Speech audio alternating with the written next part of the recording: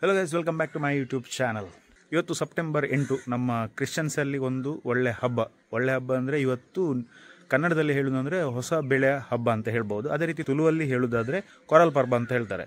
ಇಂಗ್ಲೀಷಲ್ಲಿ nativity of mother Mary fest ಅಂತ ಹೇಳ್ತಾರೆ. ಸೊ ಇವತ್ತು ನಮ್ಮ ಚರ್ಚಲ್ಲಿ ಸೆಲೆಬ್ರೇಷನ್ಸ್ ಇದೆ. ಸೊ ಚರ್ಚಲ್ಲಿ ಯಾವ ರೀತಿ ಸೆಲೆಬ್ರೇಟ್ ಮಾಡ್ತಾರೆ ಅಂತ ಈ ವಿಡಿಯೋದಲ್ಲಿ ತೋರಿಸ್ತೇನೆ. ಸ್ವಲ್ಪ ಒಂದು ಶಾರ್ಟ್ ವಿಡಿಯೋ ಅಂತ ಹೇಳ್ಬೋದು ಇದು. ಸೊ ನೋಡೋ ಯಾವ ರೀತಿ ವಿಡಿಯೋ ಬರ್ತಂತ. So let's start today's video.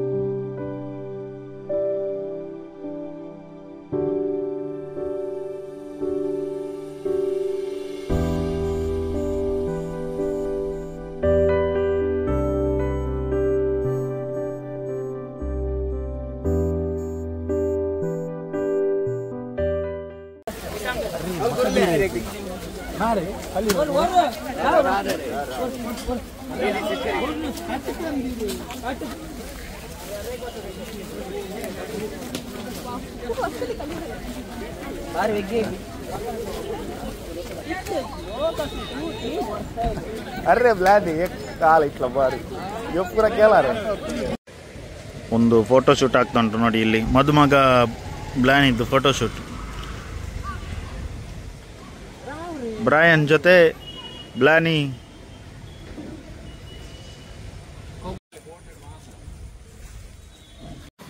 ನಮ್ಮ ಬ್ಲಾನಿ ಇಲ್ಲಿ ನಿಂತು ನೋಡಿ ಪುಂಡಿ ಬೇಯಿಸ್ತಿದ್ದಾನೆ. ಎಲ್ಲಿ ಚಾನ್ಸ್ ಸಿಗ್ತದೆ ಅಲ್ಲಿ ನಿಂತು ಪುಂಡಿ ಬೇಯಿಸೋದು. ಸೊ ಇದೇ ನೋಡ್ಬೋದು ಹೊಸ ಬೆಳೆ ಭತ್ತ. ಇದು ನಮಗೆ ಕೊಡೋದು ಚರ್ಚಲ್ಲಿ. ಇದನ್ನು ಮತ್ತೆ ಮನೆಗೆ ಹೋಗಿ ಫ್ಯಾಮಿಲಿ ಜೊತೆ ಒಟ್ಟಿಗೆ ಊಟ ಮಾಡೋದು. ಚರ್ಚಲ್ಲಿ ಹೂ ತಗೊಂಡು ಬಂದ ಮಕ್ಕಳಿಗೆ ಆ್ಯಕ್ಚುಲ್ ಆಗಿ ಇದು ಕಬ್ಬು ಕೊಡೋದು. ಬಟ್ ನಾವು ಕೂಡ ತಗೊಂಡು ಬರ್ತೇವೆ. ಸ್ವೀಟ್ ಕೂಡ ಇದೆ, ಅದು ನಾವು ತಗೊಳ್ಳಿಲ್ಲ. ನೋಡಿ ಇದೇ ಬೆಳೆ ಯಾವ ರೀತಿ ಇದೆ ನೋಡ್ಬೋದು. ಹೊಸ ಬೆಳೆ ನಮ್ಮದು ಯಾವಾಗಲೂ ಸೆಪ್ಟೆಂಬರ್ 8ಕ್ಕೆ ಇದು ಹಬ್ಬ ನಡೆಯೋದು.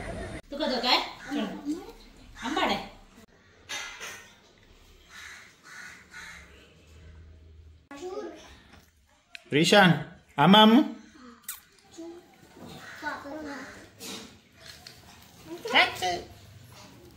ಜಿಯಾಂಗೋ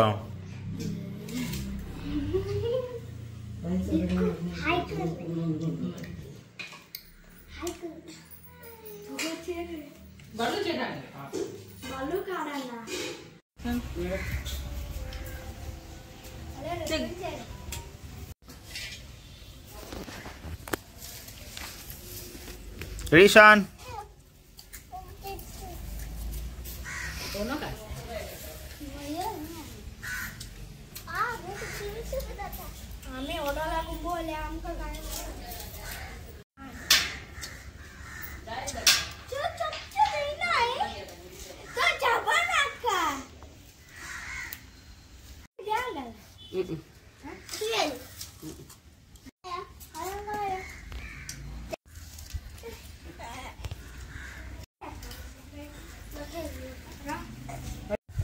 स्टेपर दो रही है यही वो ये रे टमाटर दो राव अक्का जे